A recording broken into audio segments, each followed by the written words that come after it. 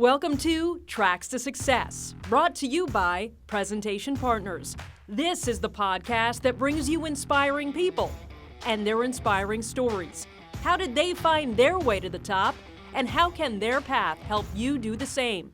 Here's your host, network broadcaster, executive, and entrepreneur, Kraig Kann. Right now, on this edition of Tracks to Success, you'll meet a man who takes the meaning of entrepreneur to a whole different level, and it all begins before most people even wake up. He has a morning show on Facebook, 5:30 a.m. sharp, called Rise and Grind, born from a belief that the world can change by altering the way we attack our day. In short, this man, once homeless and desperate in San Diego, had a wake-up call.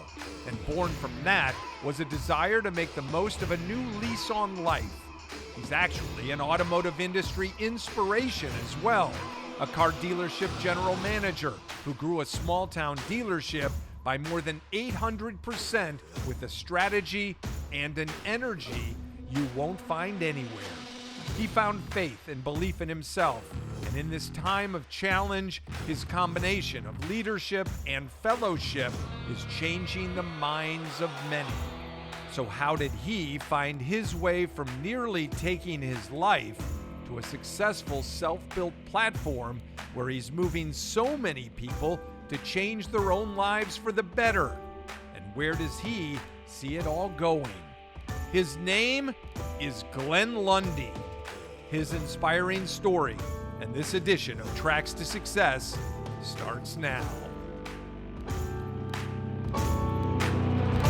Glenn, thank you so much. I really appreciate you spending some time with me. And I will say this, in all my time in searching for just the right guests on this podcast, I do some research, I read a lot of things, and I can tell you right now, straight up, that your story stood out. So I am excited to help share it, and I thank you for your time. How you doing? I'm doing well, man. I really appreciate being here. Like, it's just, it's an honor and a privilege to share this space with you. Well, thank you. I want to read something that's been attributed to you. Quote, "Who I was is no longer who I am. However, who I was has made me the man I am today." That's pretty powerful stuff. Who were you exactly? I was a lost, I was a very lost human being for a very long time. To be honest, I was two-sided for a good season of my life. I was not three-dimensional. And so, what I mean by that is, I was living my life very surface level. It was very survival of the fittest, very mind and body, but I was leaving out the spiritual side of myself. And it wasn't until I discovered that spiritual side that I was able to grow into who I am today. I mean, you are a motivator. You are a speaker, you are a businessman, you are an entrepreneur, you are a family man. There is so much to you that is intriguing that I want to get to, but I want to kind of start with this whole idea of rise and grind, okay? It's kind of a movement as much as it is your show that you do on Facebook. How did it start, and what is the goal that you have in having this? Yeah, so Rise and Grind is, it's a daily morning show, Monday through Friday, 5:30 a.m., filled with motivation, education, and inspiration. Those are our three key areas of development and purpose behind the show. And so really it started twofold. Part of the reason it started is there was just a ton of negativity in social media, and I found myself complaining about all of the negativity that existed in that realm. And so part of me was like, well, Glenn, don't complain about it, do something about it, right? Like, this platform exists, let's use it. So I decided I would start filling the feeds with motivation, education, and inspiration by doing a daily show. And the reason it ended up being 5:30, to be honest, 5:30 a.m., is that was the only time that I knew for sure nothing else would get in the way. I've got 7 kids, number 8's on the way. And I was at that point in time, I was running a large dealership in Paris, Kentucky. And so I just knew like I had to do it early enough to where I wasn't going to have any engagements, or people weren't going to be calling me, or kids weren't going to be needing me, so on and so forth. And I also am a believer that if we can change the way people start their day, it'll make a massive impact in their life because it has in mind. And so that was one motivation behind the shows. Let's create a space where we can consistently can show up daily with motivation, education, inspiration, and help change the way people start their day, meanwhile filling the feeds with positivity. That was one. The other side of it was from a business side. From a business side, I knew and understood this principle of frequency plus proximity equals affinity, which ultimately, Kraig, it's just the more often you and I can connect and the closer in proximity we can get, as long as there is it's a positive interaction, not a negative one. As long as that is the case, the affinity will increase. I will begin to like you more. You will begin to like me more. And people like to do business with people that they like. So I thought, wow, from a business standpoint, if I can go live every single day and fill people with a positive and emotional impact, that's vibrating on a powerful frequency, I can actually draw them in to either want to come work for me or want to come do business with me. So I was killing 2 birds with 1 stone. We were handling a marketing aspect and then also serving this pool that I had to change the narrative on social media. Super smart and super catchy. Frequency plus proximity equals affinity. Have I got it right? That's correct. Yeah. All right. I want to get inside your head with more stuff later. I know you're a motivational speaker. I've seen some of your talks. We'll talk specifically about, the mechanics of how you do what you do.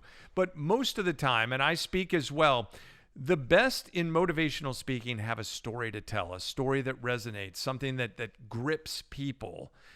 Your story, your childhood. Go back for me. What was that like when you were a kid? Was it a good experience that helped shape you in a positive way? So my childhood was really interesting. My dad is an African-American man, and my mom is Caucasian. She's a white woman.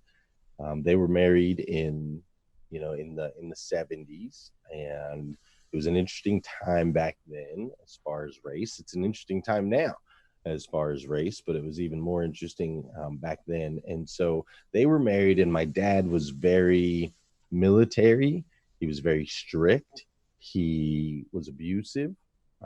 He was a very hard man for the first season of my life. So I grew up in a home where you had to ask to have a glass of water. You had to ask to take a shower. You did things right and you did them right the first time, and there were very extreme consequences to your actions if you didn't do things the right way. My mom also was stuck in that environment. She wasn't allowed to have a driver's license. She wasn't allowed to have a job. She wasn't allowed to have friends that weren't approved by my father. She wasn't allowed to do any of those things. So it was an interesting climate, and ultimately my mom finally got the strength to get out of that relationship. So my parents got divorced when I was roughly 11 years old. And here's actually where things got interesting, to say the least, because my mom remarried. My mom, who's white, remarried a white man, and my dad, who's black, remarried a black woman. And then they ended up moving into an apartment complex, Greenlaw Garden Apartments in Flagstaff, Arizona.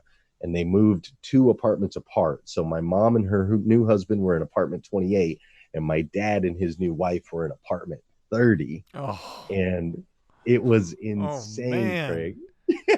It was crazy. Every stereotype that you could possibly think of existed in these homes, right? Like my dad's house was all about sports. There was a TV in every room. We were listening to gospel music and hip hop and, all of that stuff. Heavy, like discipline. It was just gospel. Like it was just, fried chicken, Kool-Aid, every possible stereotype you could think of existed over in Dad's house. And the woman that he had married, she had 4 kids, and they ended up having 2 kids. So there was 8 of us in this 3-bedroom apartment in apartment 30. Oh, now, man. over in apartment 28 at my mom's house, it was just my mom, my stepdad, me, and my sister. And in that house, it was like rock and roll, country music. My mom was actually a country singer for a period of time. And so I'd walk into that house and it would be nice and quiet. Mom might be reading a book on the couch or something like that. It was just so drastically different between the 2 homes. And I kind of grew up right in the middle. So on a positive side of that, now I can look back and see that helped me to develop into somewhat of a chameleon, where I can connect with people from different races, different backgrounds, different cultures. I've always had this gift of being able to walk the line of in the middle. On the negative side, when I was young and going through things like puberty and growing up as a teenager, I never felt like I fit in anywhere. My skin was too dark to be white. It was too light to be black. And so I created this environment around myself that was not a positive one. In Mom's house, I had complete and total freedom. I didn't have a curfew at age 13. I could run the streets. My mom just couldn't control me at all. Dad's house, super disciplined. I was only there every other weekend during the month. So I grew up kind of in the streets, man, hanging out in pool halls and with people that are a lot older than me, and getting in a lot of trouble with the law, running from the police and things like that, committing, small crimes, shoplifting, things like that. I just got in a lot of trouble, kind of in those teenage years. And then ultimately, as I became an adult, some of those troubles followed me into my late 20s. So where was that? Where did you grow up? And you say that you were that kid that kind of struggled to fit in. Were you an athlete at all? I ran track and I played basketball. Okay. I was a decent athlete. Like I was always the 2 guy. I have a lot of second place trophies and a lot of second place, ribbons. I was never the best, but I was always decent. And so I would go to school. I was always very academically, academics was easy for me. So my mom's agreement was, as long as I got straight A's, no curfew, do what you want.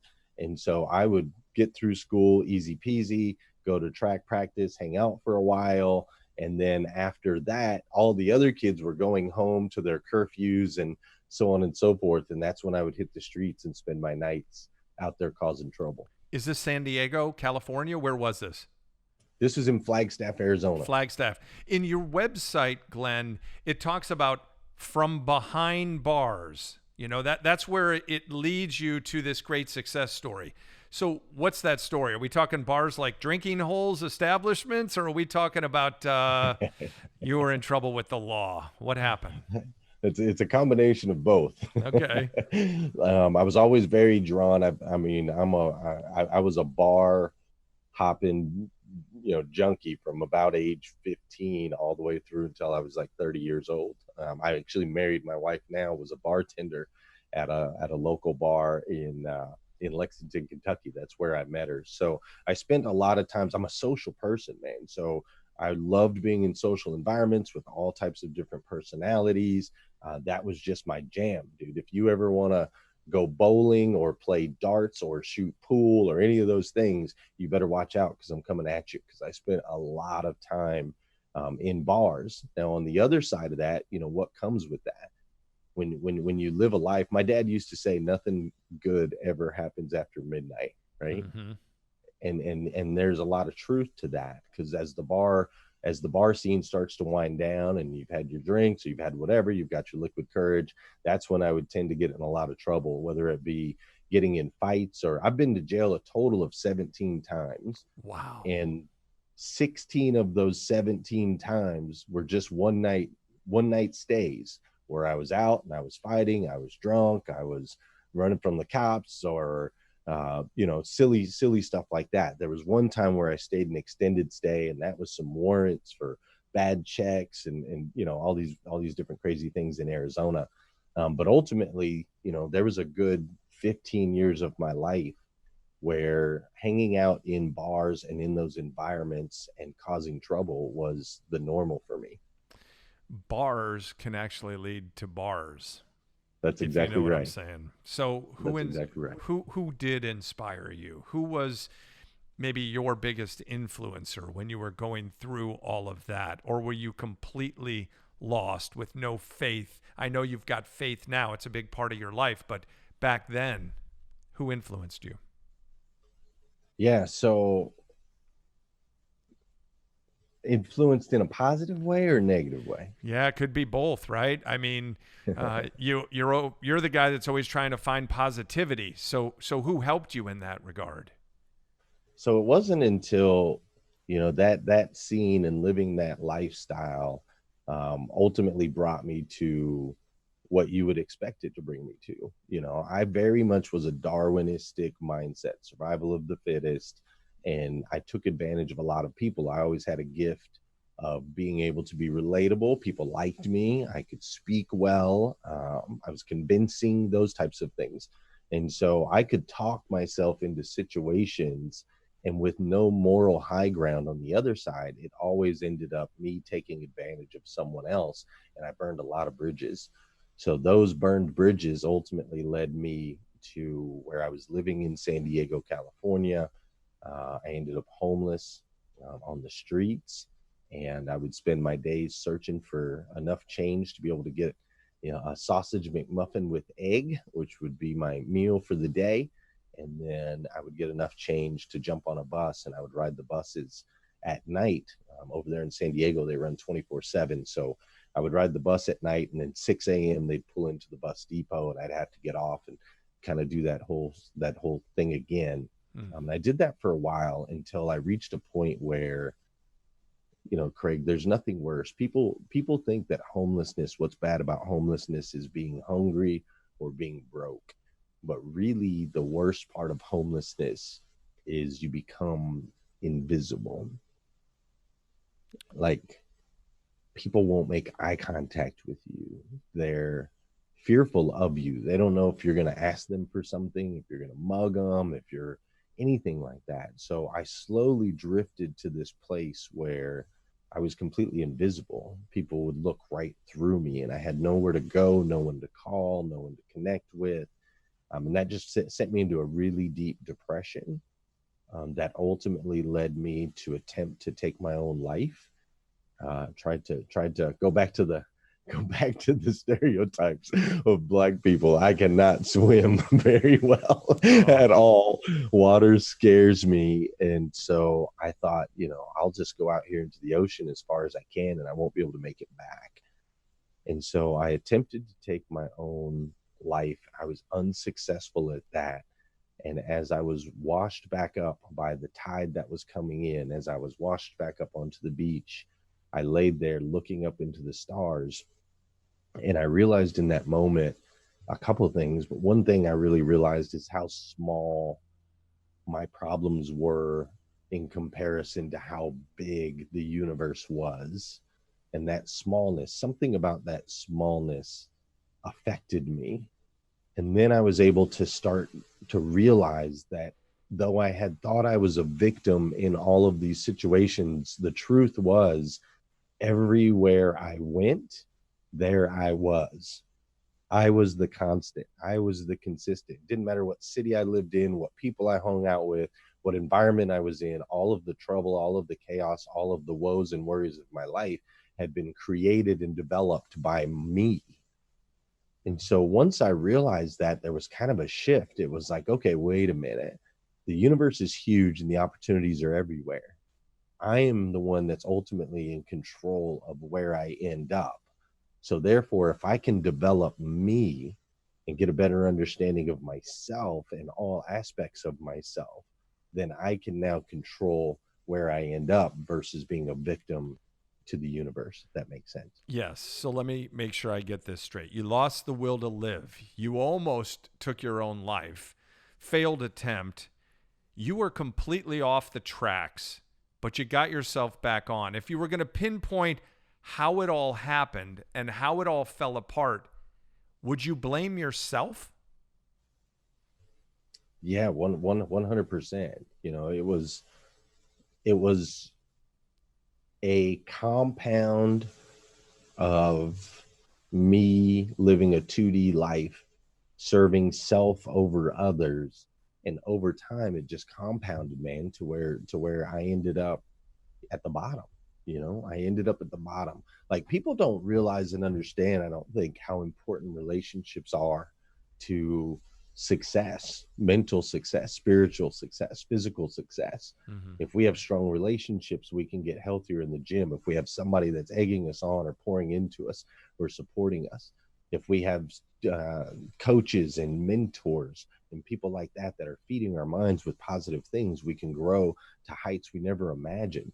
From a spiritual standpoint, if we have outside influences that are pouring and that are encouraging and that are continuing to poke us a little bit, to spark those embers and spark those fires, that's how we reach higher levels of, that's how we ascend as humans, is through others. It's the impact that we can make in other people's lives and the impact that other people make in ours. So when you strip all that away, you strip away all of those relationships, all of those connections, and it's just you. That's all that's left. It's a deep, dark, very terrifying place to be completely disconnected from the rest of the world. Yeah. And knowing that I was the one that put myself there, it then became, and I wish I could just say, you know, snap and everything went back together. That's not the case. It took a long time to rebuild, you know, from all of the mess that I made to clean all of that up. But once I realized that ultimately through networking, through relationships, and through development of self, I could climb out, that's when I started to head down that road. So you go out into the ocean to take your own life. The tide pulls you in. Who pulled you up once you had your life back? Was it a relationship specifically? Somebody that helped get you back on the tracks? Was it a relationship with God? What was it? So it's actually really, really unique, man. This woman comes up to me on the beach, and she hands me a book called Dianetics, and by L. Ron Hubbard. It's the basis of Scientology. So she hands me this book called Dianetics, and then she brings me down to the Orange County Church of Scientology, where they interview me, find out I have a high IQ. They offer me a position on staff immediately. They start to teach me this Scientology stuff, the beginning basis, which is like the art of communication, understanding the subconscious mind, how to overcome what they call engrams, which are these pre-programmed parts of the mind that come in traumatic situations that ultimately control your decisions going forward. So they started teaching me all of these things. And then, crazy enough, they started to teach me that we are actually not just mind and body, but that there is a spiritual side. There's a third dimension to us. So as I started to learn that in the Church of Scientology, this woman gave me a home. There was like 15 of us. She like basically just recruits people off the streets, gives them a place to stay, gives them food, and introduces them to the church. And so I started studying that and started really getting an inside peek at what's going on in this mind of mine and where some of my patterns had originally developed and how to break through those. And then the understanding of spiritual is where I started to seek. I was like really into that. Like, how do I get in touch with the spiritual side of myself? Now, Scientology itself ended up not being my jam. About 6 months in, it was clear to me that was not the path I wanted to stay on. I was thankful for the enlightenment, but things started to get a little weird on the backside that didn't align with me and my beliefs. And so from there, I started studying like Buddhism and Christianity and all the different religions to try to find what really resonated with my soul so I could get to understand that spiritual side even better. And I landed on Christianity. It resonates with me. And I started to study the Bible and started to serve that side of myself. Really cool. and you're back on the track. Tell me how you got from San Diego to Kentucky and how you became, here's the other part of your story, this car industry sensation. I'm not calling you car industry salesman. I'm calling you sensation. That's right. And I love that, man. I appreciate that. So the car business, was a part of my life in Flagstaff. I worked at a Nissan Subaru dealership from 20 to 27, right in there before this whole, homeless season and so on and so forth. So when I left the church in San Diego and all of that, I ended up back in Phoenix hanging out with some friends, and there was an opportunity for me to move to Kentucky with a guy I had met traveling on the road years before, and he was looking for a roommate. And so I jumped on a plane. I had $1,500 cash and a suitcase full of clothes, terrible credit, lots of burned bridges. And I came to Kentucky to really just get a completely fresh start. I wanted to go somewhere where no one knew my name, no one knew my past. I could really create someone and something new and impactful. And I felt like I couldn't do that back home while I was still living under the stories and with the relationships I had developed in that season. So I moved to Kentucky, a little bit of cash, bought a $400 car, got a job as a night auditor at a hotel for a short period of time, and did everything in my power to try to avoid getting back in the car business. I still was blaming the car business for a lot of my downfalls. And ultimately, I started my own business. I started something called Kentucky Blue Poker Crew. So Kraig, you got to get this, right? So I was a gambler, right? I was a bar guy. That was my thing. And I quickly realized that you cannot build wealth, long-term, consistent wealth through gambling. I don't know why it took me forever to figure that out. I think I'm a pretty smart guy, but for some reason it took me a while. But once I figured that out, I thought, well, if I like gambling and I like social environments and I like being in bars, but I don't like the downside, like the losing side, how can I create an environment where I can get all of those things and actually make money at it? And so in doing so, I created something called Kentucky Blue Poker Crew, which was a free poker league that set up in bars and restaurants all over Kentucky, where people would come together. They play poker for free. We had a point system. It was a league, just like a dart league or any other league. And we gave away prizes and so on and so forth. And the bars would pay me to have people show up for these tournaments. So I got Budweiser to sponsor it. It was the fastest growing poker league in the state. We rapidly went to over 10,000 members, and it was crazy. We were running in bars and restaurants 7 nights a week, multiple different places all over the city, making a lot of money. But there was still one key element and problem, and that is that I was still in bars every single night until 3 o'clock in the morning, drinking like crazy and still causing trouble. And it wasn't until I met my wife, she rapidly gets pregnant. And then she was like, bro, you cannot hang out in bars until 3 o'clock in the morning. You're 30 something years old. We got a kid. You got to get a real job. Right. And so I gave up. I sold the business. And the only thing I knew how to do was the car business. So I went back into the car business in Paris, Kentucky in January of 2011. And was able to do some pretty miraculous things with that dealership and continue to serve the auto industry here, 10 years later. Wow. You talk about gambling and long-term wealth. I know that gambling can definitely, that's not a given, but long-term poverty and long-term bankruptcy can definitely happen from a gambling issue. Okay. That I know. Hey, everybody. I really want to tell you about Ahead, one of our new partners this season and now the official headwear provider of Tracks to Success. Creativity, a sharp look, dozens of styles to choose from. Ahead's been supplying the most prestigious events and outfitting the world's top golfers for 25 years, and it's perfect for you as well. So if you're looking to dress for success, make sure you think Ahead. Here's your chance to save big. Visit aheadusashop.com now and use the code TTSPOD. That's TTSPOD and receive 20% off your purchase. Ahead, the finest in headwear, the official headwear of the Tracks to Success podcast, and available at aheadusashop.com. Speaking of audience, let's talk about this 800% growth story. You've worked with several dealerships. I know you were, a general manager and all that of a dealership, but this thing is something that's gone, we'll call it nationwide. And I want you to tell me about this. Is it a sales strategy or is it about culture? In order to sell it, you have to tell the dealers it's a sales strategy. Okay. You see, the auto industry is interesting, man. It's a bunch of guys that are built in these 30-day windows. Everything from the manufacturers to how we do our advertising, everything's built around doing things in 30 days. And so they like to see instant results, and they're always searching for light switches.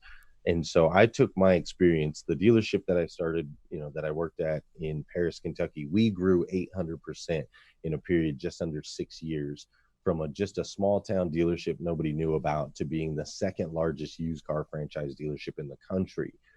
So when I left there back in October of 2018, I wanted to create and help other leaders in the auto industry create environments where they can have that type of growth, ultimately so that they can serve and create more opportunities for their employees and for their communities. And so what I do now Glenn, hold on a second though. How did you do that in a small town at one dealership, 800%? What was the Willy Wonka golden ticket? Well, first thing we did is we sat down right when I went in. I was like, if I'm going to go back in this business, I'm not going to repeat what I did before. So when I was in the industry to begin with, it was your typical car dealership, whatever you see in the movies, that type of thing. We took advantage of customers, took advantage of our employees. I was able to rise through that, through promotion. But ultimately, after 7 years in the industry on that side, I ended up homeless, on a beach in San Diego. So I was like, I'm not going to do that again. And so I made a list of everything that I hated about the car business as an employee. And then I made a list of everything that customers hated about buying a car. And we made a decision the day that I started with that company. I made a decision that I was going to get myself into a position of power so that we could do exact opposite of everything on this list. Exact opposite, 180 degrees. And so I started in sales, worked my way up into management, ultimately GSM, and then became the general manager of the store. But the way that we got all of that growth was by flipping your traditional business model upside down on its head. So most people will start a business. They'll say, okay, I'm looking to make profit. And as I make more profit, I want to expand and scale. And so I have to get more customers. If I get more customers, I'll get more profit. So I'm going to serve and try to reach more customers. And as I get more customers, ultimately I need more people, right, to be able to expand and grow. So that's your traditional business model. I want to make money. I have to have customers. I need people to serve the customers. So I flipped that upside down and said, no, let's not make profit our first priority and even make customers our second priority and our employees the last priority. Let's do this the other way around. Let's make our employees the first priority. If I can get amazing, talented, incredible individuals to work incredibly hard, then ultimately they will serve my customers in such a professional and excellent way that my customers will not only do business with us, but they will continue to spread our name and our word to their friends, their family members, and ultimately increase our profits.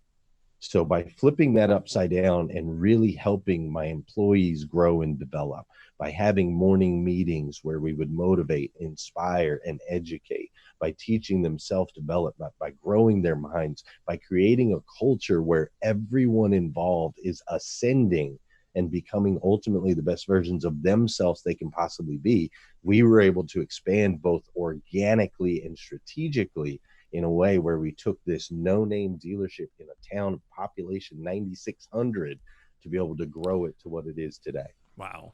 Cool. I think about that stuff all the time.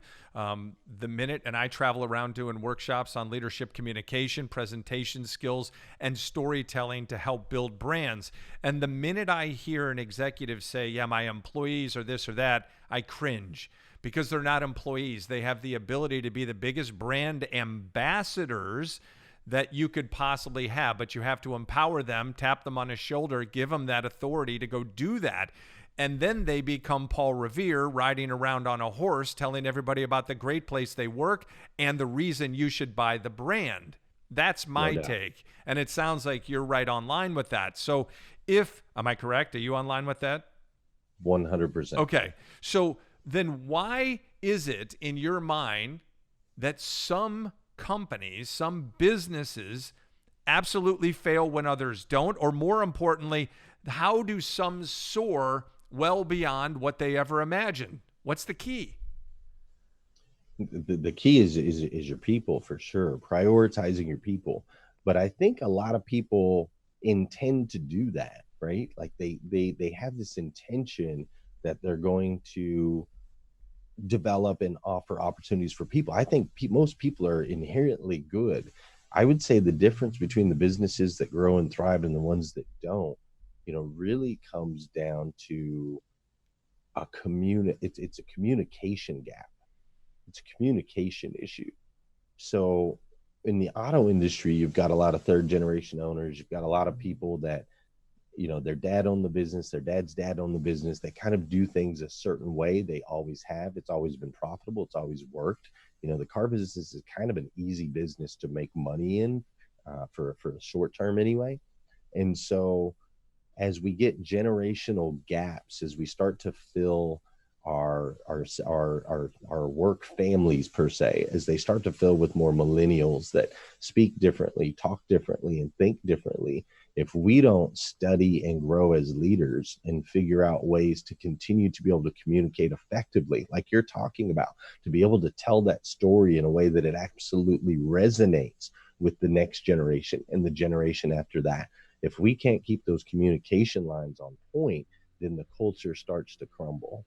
And that's what I feel like most dealerships miss, is they don't understand how important communication is in the overall success of the business. So when you travel around, you do these workshops and you've got a workbook that you put in front of people. These are car industry folks, but I'm guessing that there are things that apply to people who aren't in the car industry. Frankly speaking, I'm sure we can learn a lot from the car industry business, keeping in mind, of course, that most people are not attracted to car dealers, dealerships, or the process. It's not a place we love going to.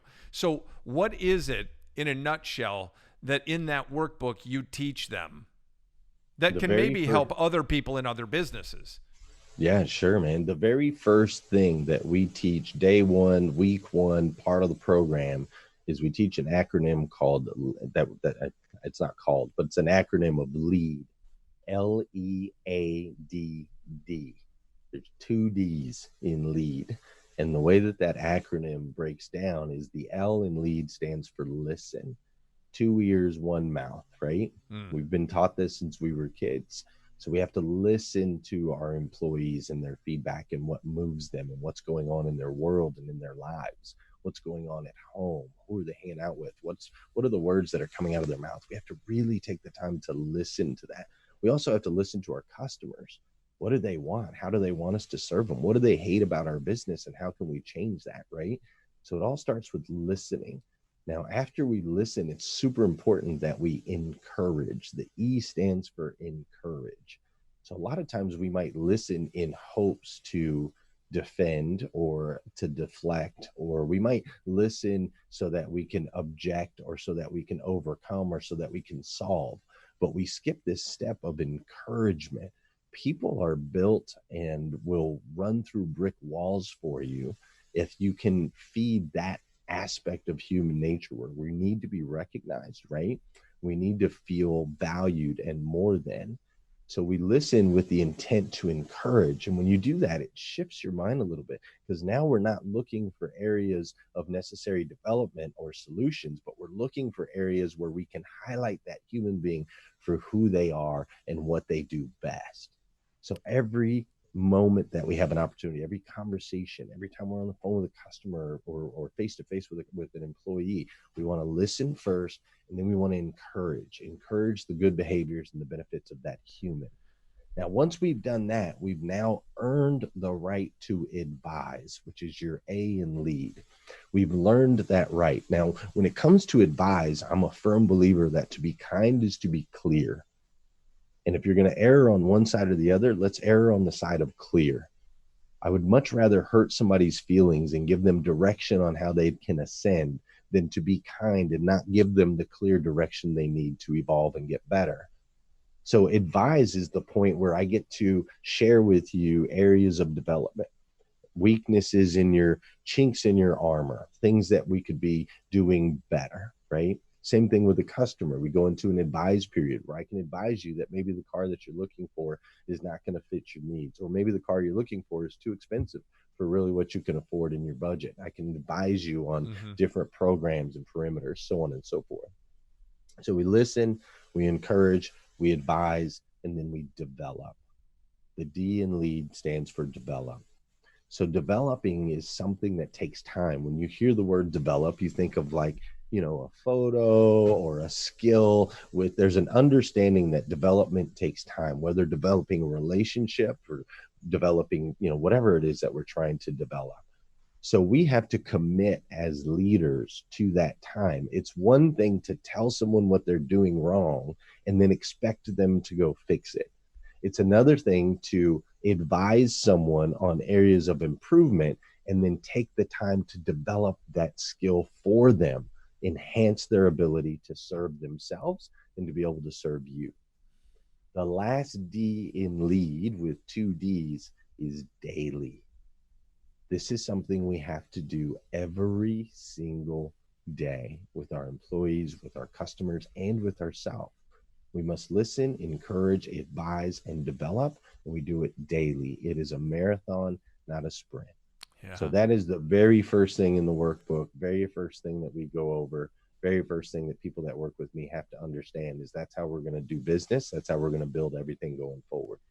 Very cool. Talking with Glenn Lundy. That's Glenn with 2 N's, by the way. I'm impressed by your website. You've got a lot of video testimonials on there. And I want you to talk to our listeners about the topic of branding. It's something that I think about quite a bit. I know you do as well. The importance of making that impact on your customers, that they will go on camera talking about the experience they had with you, but comfortable enough to go share with others about the experience they had. How important is branding to you? I mean, you've got books, you've got gear, you've got products. You're not afraid to put yourself out there and have others talking about it too. It comes down to this philosophy of omnipresent, right? We want to create, if you're going to be in business, we want to create an environment where people casually bump into you everywhere they turn. So the old days of, bam, bam, bam, buy a car. Hey, we got flashy gorillas or, whatever, the slam it down your throat, high pressure days are gone. Like people have realized now that they don't have to do business with anyone they don't want to do business with. Back in the day before the internet and social media, geographically, you kind of had markets cornered because people didn't really know that they had choices and options. But now our competition is the entire internet, it's the entire United States. People will ship things, they will deliver things. So now that people have options, we can't go into this high pressure style of branding. We have to softly and consistently, frequently, daily cause people to run into us and leave with some type of positive vibe. It comes down to the frequency plus proximity equals affinity. It comes down to that equation again. I want people to run into me everywhere.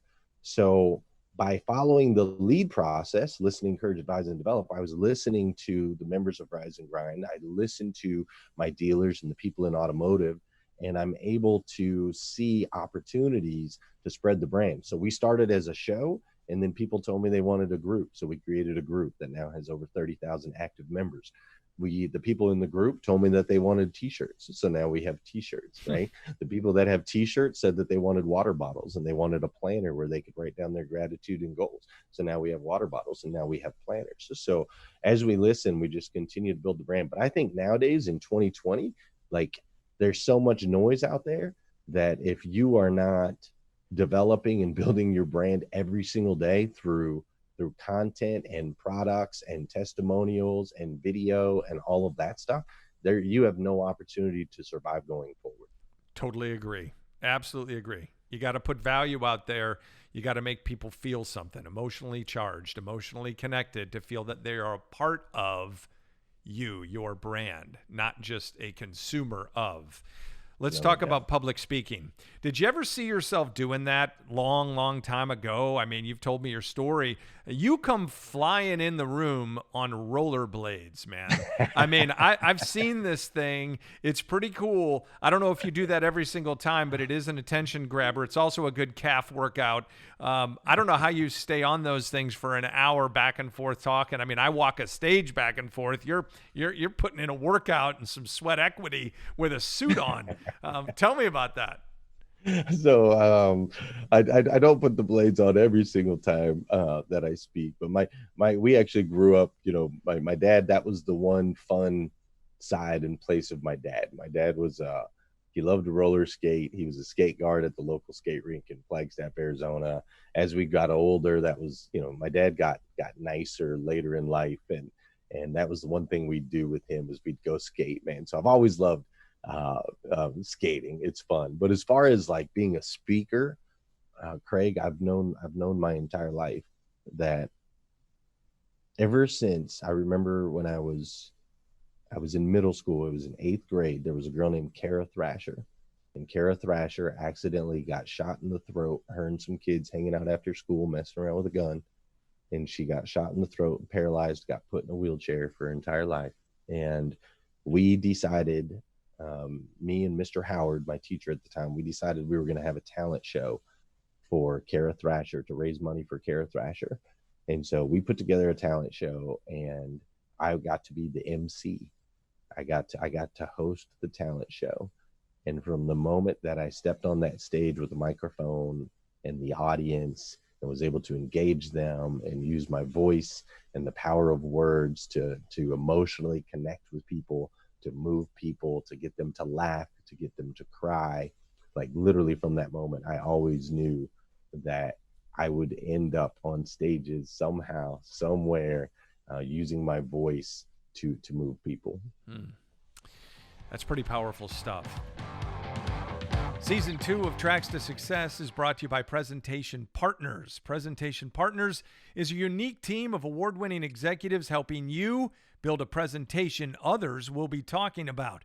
Presentation Partners teaches you the true art of storytelling. And if you haven't heard about their neuroscience of persuasion, you'll see how valuable it is to own it. Whether you're a company or an entrepreneur, Presentation Partners is the team you need behind you. For almost 15 years, they've helped clients raise millions in capital and countless dollars in sales simply by making top leaders successful presenters. The time is now to find your authentic voice and learn your authentic story. Presentation Partners, creating persuasive story presentations based on something other than just your good looks. We're talking with Glenn Lundy, and I want to get back to your morning show, Rise and Grind, because you talk about stages and whatnot. You basically built a platform for yourself to do that in the morning, and you told me why 5:30 and all of that. That's a public speaking opportunity. You don't have a stage, but you do have a platform. I don't think a lot of people understand that public speaking is actually an email. Sometimes it's a webinar. It might be a phone conversation. Anytime you're sending messages back and forth and sharing. So for you, is it a new message every day? Do you have to think about it before you start, or do you just let it rip and then everybody's a part of it? Tell me a little bit about that Facebook chat every morning. Yeah, so I believe that there are 5 simple steps to an extraordinary life, that if you do these things every single morning, you can really ascend and activate your potential. And so every single day. I wake up, no snooze button. That's step one. No phone first thing in the morning. That's step two. Then I go into gratitude and goals. And so I write down all the things I'm thankful for, and then I write down my goals. That's step three. I know it sounds like two steps, but it's really one. Goals without gratitude or just wishes that can add negativity to your life. Goals with gratitude, thankful for where you are, is how we extend and reach and ascend. So that's step three. Step four is take care of the physical. And then step five is to send out an encouraging message. So what I do every day, wake up, no snooze, no phone, gratitude, goals, get my body in motion. And then I literally grab this book right here. You can't see on video, but I grab this book and I write down the words, good morning. Today is whatever day it is, whatever year it is. And what's crazy is today is the very first and the very last time it will ever be whatever the date is. And then from there, I pause and I listen. And whether you want to call it, spirit or God or energy or whatever you want to call it, the message like literally gets downloaded. I download the message at about 4:30 a.m. I will write it. And then at 4:50, I'll jump in the car. I drive to my studio. I build it in my software that I use with videos and images and so on and so forth to really invoke the emotion. And we go live at 5:30. So every show is written roughly 30 minutes before it's delivered. I do give myself themes now that we're 646 episodes in. I do have a theme for the week, which helps spark that creativity and keep it fresh. So I'll have a theme that falls in line, but each show is written daily based on, the feeling, the spirit, the message that I receive, what's going on in the world, because I want it all to be relevant. I tried pre-recording and setting messages up before, and it just doesn't have the impact that live, raw, immediate type delivery does. Yeah, makes sense. You're also known as the Millennial Whisperer. You believe in that group, don't you? Oh man, they're the most powerful humans to ever walk the face of the planet. Are you kidding me? Man, you get millennials, fighting for you, rowing the boat and all in the same direction, and there's literally nothing you can't accomplish. They're amazing humans. But a lot of people think they're lazy, unmotivated. They take a lot of heat, millennials. What is it that you see in them that others don't? Well, again, it comes down to communication, right? That's why people see things that way. Is they don't know how to communicate with a millennial.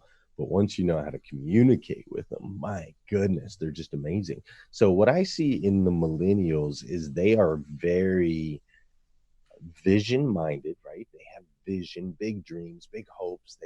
For themselves, right? They think they can achieve at super high levels, which is the type of people that I like to work with. I like to work with people that are obsessed on something that's ridiculously like up there. I'm not a small-minded or small goals kind of guy.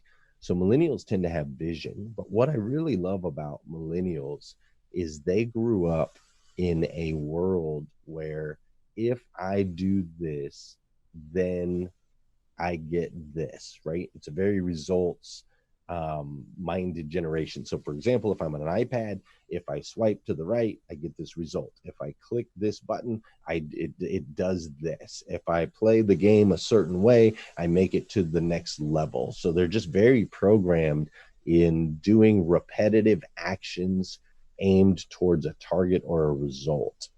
And so what I'm able to do with millennials, and the reason I'm an advocate for them, is I help them develop that overall vision and then give them a strategy filled with expectations that they can apply on a daily basis of growing and developing themselves, but then also growing and developing within our company. So when you combine those things, I mean, these guys can run, these guys and girls, they can run, man. It's crazy how long and how far. And then the brand ambassador side of it, oh my gosh. Yeah. They run in packs, huge, tremendous packs that are far and wide because of their social media reach that they've grown up with and that they're used to and accustomed to. So they're really a huge asset to any business if you can just not even rein in, but expand on that vision they have for themselves and give them the direction they need to get that result. In addition to hosting this podcast, Kraig leads the Kann Advisory Group, focused on elevating communication for companies and individuals. Company consulting, empowering team and individual workshops, mind-altering webinars, and Kraig's inspiring keynotes for your conference or company meeting.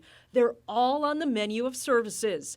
Kann Advisory helps companies clarify their message, helps professionals build and showcase their brand, and helps everyone present their best selves.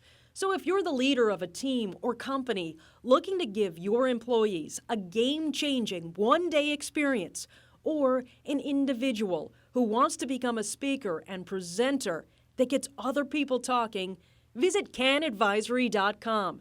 And when you do connect, make sure to mention the Tracks to Success podcast to receive a special discount on any of the Kann Advisory services. That's candadvisory.com. Now back to the interview. Let's help some people. This podcast is called Tracks to Success. A couple of things before I let you go. What is the greatest lesson that you have learned about yourself in your own personal journey, professional journey, that can apply to everybody else? The greatest lesson I ever learned is that we are most comfortable in life right before death. My grandfather passed away a little over a decade ago. He died from cancer, and my grandfather was an incredible human, military man his entire life, and took care of my grandmother. They were married for 49 years. She never had a job. She never had a driver's license, not because he was forceful like my father, but because he was an incredible provider. And my grandmother just always knew that she could count on him for everything. My grandfather was the type of man that I never once saw not wearing a tie. He always, Sunday morning, he came out, he had his tie on and his slacks and his white collared shirt. He would read his newspaper, drink his coffee. He was just an incredible human. And so when I got the call, I was actually in Kentucky, and I got a phone call that he only had moments left to live. And so the whole family, being military family, we were all over the country, and everybody was racing to get back to Arizona to say their goodbyes to my grandfather. And this man held on for 2.5 days when they said he only had moments left to live, but he held on for 2.5 days while everybody gathered. And once I got there and I saw him, Kraig, I didn't recognize this man. He wasn't this strong military man. Here he was, first time I ever saw him not wearing a tie. He's wearing a hospital gown. It's got that silly little slit in the back. He's got tubes, all over him. He's completely unrecognizable. Did not look like my grandfather at all. And so the final family member arrives. We're all standing around in like a semicircle around my grandfather's bed. And my grandpa, being military, he loved to tell, dirty jokes. He was a God-fearing Christian, but he sure loved to tell dirty jokes. And he all of a sudden, he says to my stepdad's name is Everett, and he says, Everett, will you come over here, please, and tell me my favorite dirty joke? And so my stepdad goes over there, and Kraig, I don't know your audience or your podcast. This is not like vulgar or anything, but it's a little PG-13. It's all right, okay? Man. It's all right. Okay. So my stepdad goes over and he says to my grandpa, he says, Al, that's my grandpa's name, Al. He says, Al, what do you call Moby Dick's father? And my grandpa smiles a little bit, and he says, whatever, what do you call him? And my stepdad says, Papa Boner. Right? Yep. And so everybody chuckles briefly. Yep. And the tears come rolling down our eyes. And then my grandpa says, bring me my wife. And so my grandmother, she's like tiny, man. So like all 4'2" of her, she walks over to my grandfather. She climbs in bed with him. He wraps his arms around her, and he passes away. And in that moment, Kraig, I learned two really important things. One, it was confirmation for me that we are spiritual beings. Science cannot explain to me how my grandfather, who had moments left to live, held on for 2.5 days till the last family member arrived, was able to be told his favorite joke, and died with his wife in his arms. Science can't explain that to me. So that understanding was a really powerful for me. But the second thing was this lesson that we are most comfortable in life right before death. Because there was a moment, Kraig, there was a moment, and it was brief, when Everett was telling him his favorite joke, and when his wife was walking up to his bed and he wrapped his arms around her. There was a moment where my grandfather was comfortable, and you could see it. The pain had gone away. The lights had come back on in his eyes. What once was sunken all of a sudden became full. I recognized the man on the table as my grandfather. And it was a brief moment, but he was so comfortable in that moment right before death. Ever since then, I've looked at it in all aspects. I see it everywhere. An athlete gets comfortable, he's gone. In business, you get comfortable, you're done. You're toast. In your relationships, in your marriage, all of those things, we are most comfortable right before death. And so I continue to push. I see people all the time. They're like, I just want enough to be comfortable. I just want to be comfortable. I just want to live a comfortable lifestyle. And I'm here to tell you, unless you're ready to die, you must continue to seek environments that make you uncomfortable. Challenge yourself, continue to grow. And so that's how I live my life. I seek the uncomfortable because I'm not ready to die yet. I believe I still have an impact that I can make in people's lives. And until that changes, I will continue to put myself in uncomfortable situations. Got to get comfortable with being uncomfortable. That's right. I think you're the perfect guest for this. I want to challenge you right now. I see this as not an obligation topic, but an opportunity topic. You were from a mixed racial family. We are in a period of time in this country where race is the hot topic, and it's an uncomfortable topic. My challenge to you is, in 1 minute's time, see if you can do it in that. Tell us what's wrong with society from your perspective, who probably sees the world without color. That's my guess. And how we can fix it in our lifetime. In 60 seconds. Kraig, that's huge.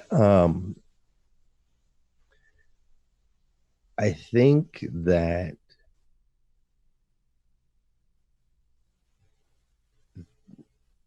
it comes down again to communication.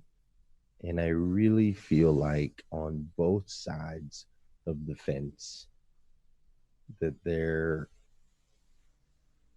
people are not following the lead process.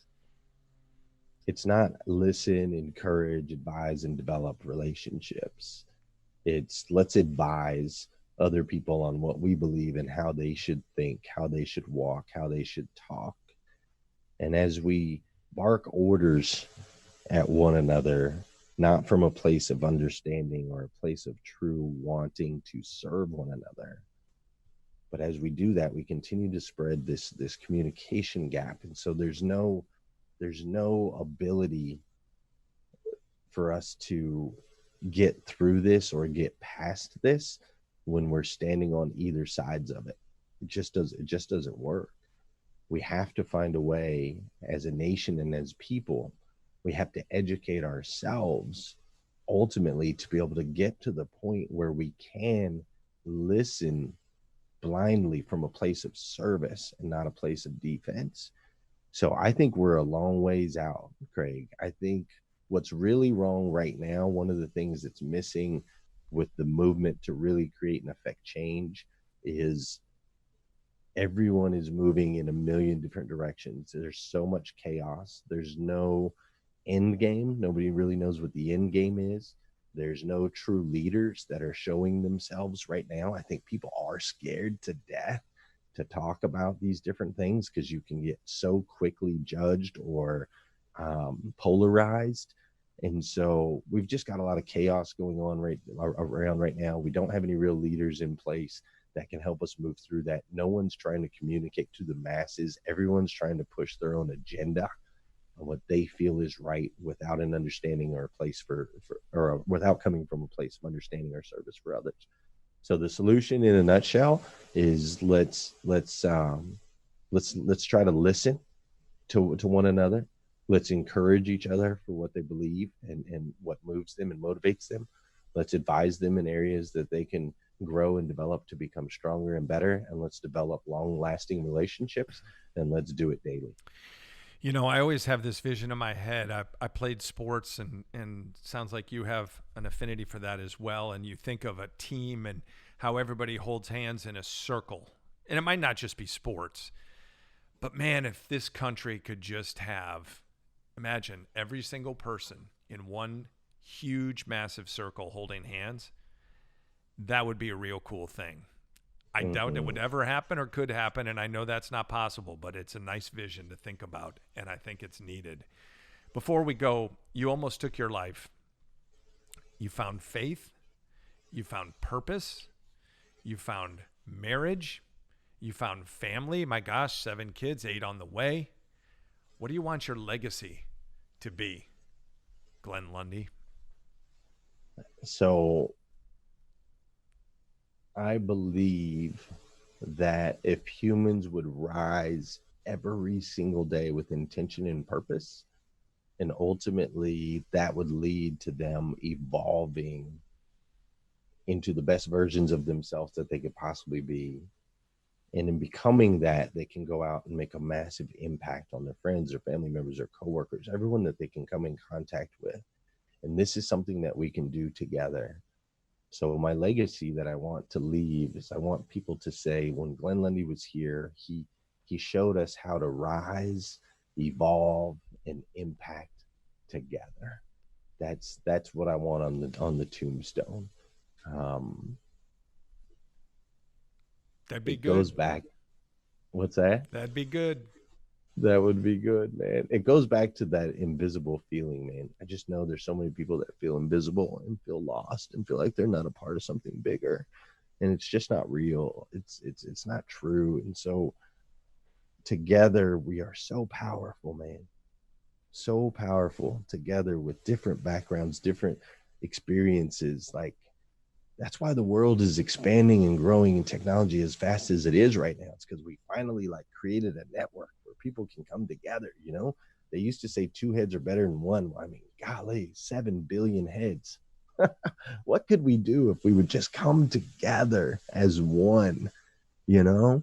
So that's the mission. That's the legacy. If I could leave that behind, then I could say, okay, now I'm comfortable and I'm ready to go. This is a guy 17 times behind bars. You raised it on this podcast. I really appreciate you being with me, and I hope our paths cross in person on a stage or somewhere. Glenn, thank you so much for being a part of this. Hey, thanks, Kraig. You're an awesome interviewer. Very thought-provoking questions. I truly appreciate your time. This has been great. Thank you. In our conversation, Glenn talked about bringing energy to every meeting and passion to every speaking opportunity. He built a unique morning audience of more than 30,000 people by doing something others simply aren't willing to do. And that leads me to my one last thing. If you want to be an influencer, find it within yourself to set sail on an adventure others won't even map out. I'm always impressed by people who do things out of the ordinary and actually disrupt the normal flow of what we're used to seeing. Entrepreneurs are many things. Afraid is not one of them. They wake up with a desire to take an idea and put it into motion. People might not believe in their idea or what they see in the future, but the best of them don't care, and they don't dare quit. From my view, Glenn has people buying cars not because his cars are better or his deals are more enticing. It feels like he's created a movement that gets people excited to say they were a part of it. Do something special that you can drive off the lot and be proud of. Stick with it. Work to get people excited about it. And don't be afraid to be a promoter of your own idea. The more you share, the bigger your brand will become. The less you share, the more anonymous you will remain. It's your choice. Put it out there with confidence, and your tracks to success will be a whole lot easier. If you have a guest you think belongs on the podcast, share it on our Twitter site @Tracks to Success. And please give this podcast a rating and a review. It means a lot. Until next time, I'm Kraig Kann. Thanks for listening. You've been listening to Tracks to Success, brought to you by Presentation Partners, visual storytellers passionate about connecting presenters with their audience. Don't forget to subscribe to the show for more great interviews and thoughts on reaching your highest personal and professional summit. You can follow Kraig on Twitter and Instagram using the handle @Kraig Kann. And for exclusive Tracks to Success content and news about our upcoming guests, you can find Tracks to Success on Twitter. It's @Tracks to Success.